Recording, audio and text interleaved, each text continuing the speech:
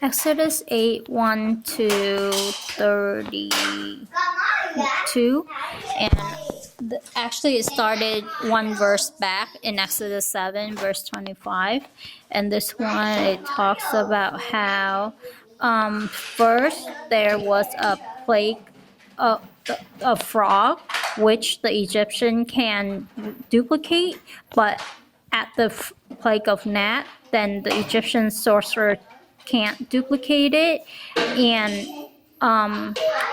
the magician even told Pharaoh that this is the finger of God, but Pharaoh's heart was hard, and he would not listen, even at the third plague. And it's actually at the second plague, the plague of frog, where it seems like the magician can duplicate the problem, but they can't duplicate. They don't have an answer, and so that's why Pharaoh, even at the plague of frog, he asked Moses and Aaron to pray so that God would take the frogs away from him and his people.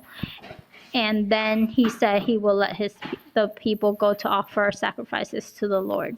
And so he's trying to negotiate with them. Like, first he's saying,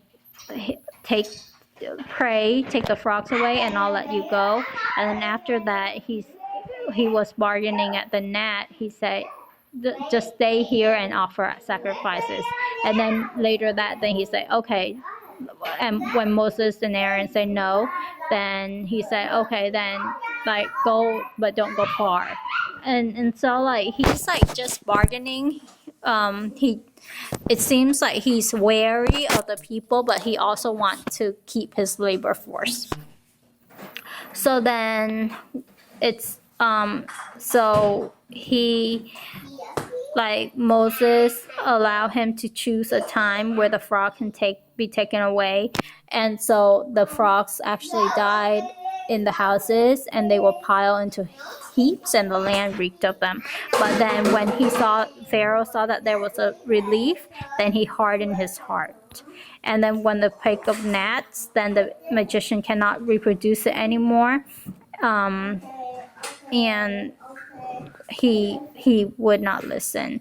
And then there's the plague of flies, and it actually just answer my previous question in this passage, where God deal differently with the Egyptian versus his people. And it's actually interesting how this already was set up like at Joseph's time, because Joseph told his family to stay in the land of Goshen. He wouldn't go into the Egyptian land. So even back then, when he had no knowledge of the plagues that are going to come on Egypt, God already put in his heart to stay in a land separate from the Egyptian.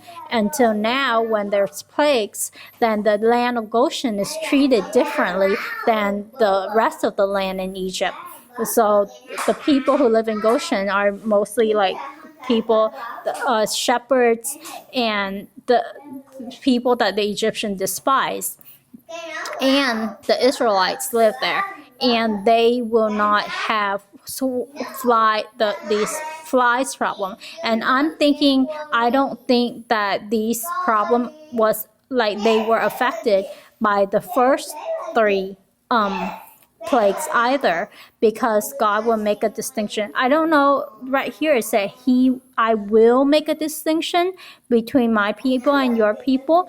I don't know if that means like starting from the gnat flies on there will be a distinction, or he has been making a distinction. To me, I think that he has been making a distinction, because it doesn't make sense for him to bring the plagues on his own people also.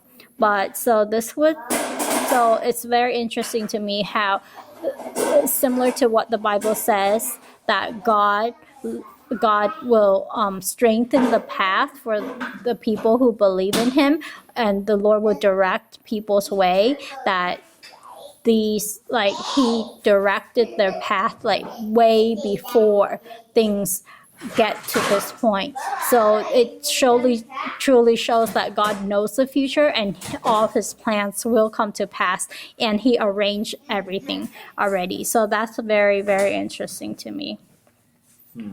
So then, so now he said not to go very far.